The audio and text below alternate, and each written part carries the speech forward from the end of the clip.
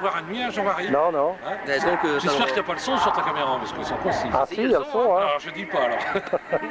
C'est trop tard. Trop tard. Voilà. Merci Jean-Marie. Bon. Alors, c'est faire directement.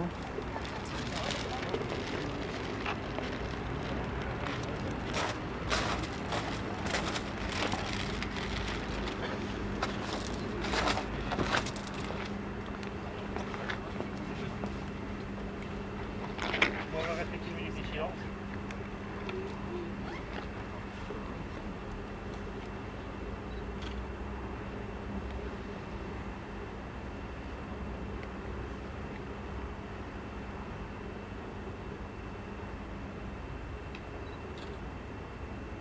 Sans Jean-Marie, je passe dehors. Ouais, vas-y.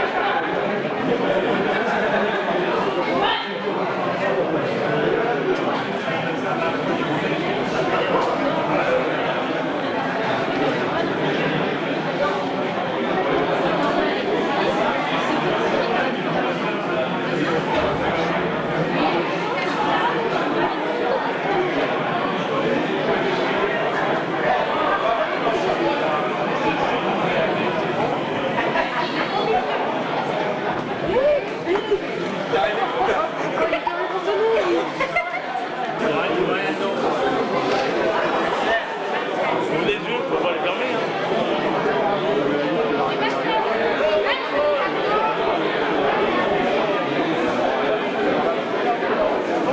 Ouais. Enfin, ici, ils savent qu'ils ont, malgré tout, leur aussi voté pour réaliser ça. Le grand certain enfant aussi. La vie, un petit droit, alors. Bon bah Alain, tu n'as pas souhaité que je fasse de grands discours pour ton départ en retraite. Arrête, tu m'entendras mieux. Parle au parleur. Il y a des micros là, mais ils ne fonctionnent pas, on paye le courant est cher. Apparemment. Donc tu n'as pas souhaité que je fasse de grands discours pour retracer tes 26 années de carrière passées à la SNCF. Hein. Bon, donc simplement, je voudrais te dire combien j'ai toujours apprécié de travailler avec toi. Et je pense que les gens qui sont réunis ici également, en toutes circonstances, hein, lorsque tu étais conducteur, lorsque tu étais assistant, et lorsque nous avons travaillé ensemble à la rédaction des guides de dépannage et des manuels de conduite. Donc j'ai toujours énormément apprécié ton travail, ça c'est certain. Tu m'avais demandé de faire ton départ en retraite et de l'organiser. Nous l'avions organisé à 15h cet après-midi. Voilà. Hein. Mais ça s'est bien passé. D'autre part, j'ai regardé un peu quand même avant que tu rentres à SNCF. Tu avais été maçon. Ah ouais. Ça, je ne le savais pas. Mais ça pouvait déjà ton esprit logique, puisque tu as d'abord été maçon, et après tu as fait 3 ans et demi d'armée. Et c'est logique d'apprendre à faire le mur avant de faire l'armée. Il n'y a pas de problème. Tu as été chauffeur aussi routier, en particulier dans les transports de fond. Non, t'as pas fait parce que c'est marqué dans ton dossier, transport de fond. C'est pour ça que je pensais que tu demandais toujours de l'argent. C'est pour ça que je pensais que tu demandais toujours de l'argent à ton chef. C'est pour ça que... D'accord. Là, c'est bien. Donc voilà un peu, avant que tu rentres chez nous, donc, où tu as passé 26 années, bientôt 27. Et puis il y a autre chose que j'ai appris aussi. Non seulement nous sommes nés à 15 jours d'intervalle, ça se voit. On dirait rien. Dans pratiquement l'un à côté de l'autre. Ouais, face à face, on va en face. En plus, tu as été pompier dans le village où je suis né. Ah ouais, c'est vrai. Ah. On en apprend des choses. Il y a que le chauffeur, hein, parce que l'incendie, vous comprenez, courageux mais pas téméraire. Voilà un peu, bon, résumer ce que j'ai sorti de ton dossier, tu vois. On en apprend des choses quand même. Et c'est peut-être un défaut de maintenant, c'est qu'on communique pas assez, on l'apprend le dernier jour. Mieux tard que jamais. Alain, ne me reste plus qu'à te souhaiter une longue et heureuse retraite. Très longue d'ailleurs. Une très longue et heureuse retraite en compagnie de ta famille, de ton épouse et de tes enfants, dans ta nouvelle demeure. Ah ouais, Hein, où tu vas pouvoir t'adonner à loisir, je pense. dans le maçon. D'abord le maçon, mais après il va falloir que tu dessines les murs sur ton ordinateur. Ah bon, voilà. Voilà, Alain, encore une bonne retraite. Merci Bernard, à bientôt.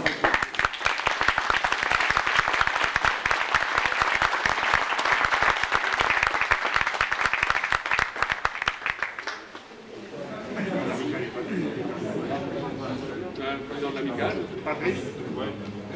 Tu as quelque chose à dire, Alain, tu peux le dire. Ça m'étonnerait fortement que tu ne dises rien.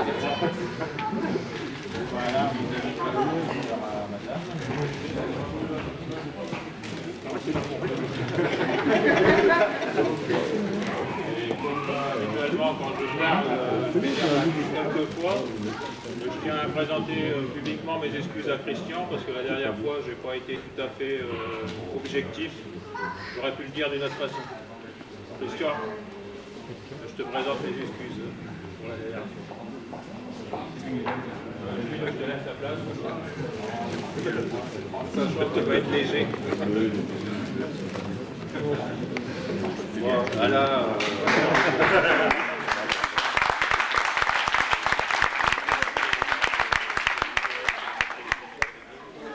Bon, là, comme vous le savez tous, c'est pas un code qui est individualiste, absolument pas. C'est pas possible d'être quoi, hein, c'est vrai. Parce qu'il vient du pays de la bière et puis du Soré, et là-bas, là-bas c'est difficile de rester tout seul. Donc, voilà, malgré le métier qu'il a effectué à la SNCF, qui était le métier de conducteur de train, et l'obligation qu'il a eue de travailler seul au nom de la rentabilité, et surtout sur la région parisienne, là je pense que pour son plaisir, son équilibre, et aussi pour contrer nos économistes, jeunes économistes et jeunes innovateurs dans l'entreprise, à militer souvent dans des groupes.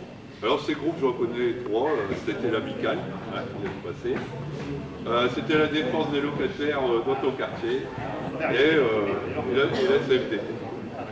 Alors pour la CFDT, la CFDT il a connu avec nous la lutte contre les agents seuls, bien entendu, la conduite agents seuls. Il a connu la mise en place de l'ANID, grosse bagarre, l'amélioration des conditions de travail, des congés, etc. Et puis surtout pour les anciens ici, notre souvenir c'est 86, Chocapio et le boyau. Alors pour certains ça dit que il y a un vieux souvenir qui revient, là en train de débrancher les boyaux des trains qui circulaient en 1986 et le chef de dépôt de SN avec sa casquette, son chapeau, qui disait faut arrêter, mes enfants, vous êtes une bande de cons. Bon, mais pour nous, surtout pour nous en mémoire aussi, c'est les affiches. Les affiches que tu nous faisais, on les aimait bien et dans un petit coin, on marquait toujours ton nom quelque part. Hein, comme les grands artistes d'ailleurs, on est aussi très connus. Tu es un homme généreux, tu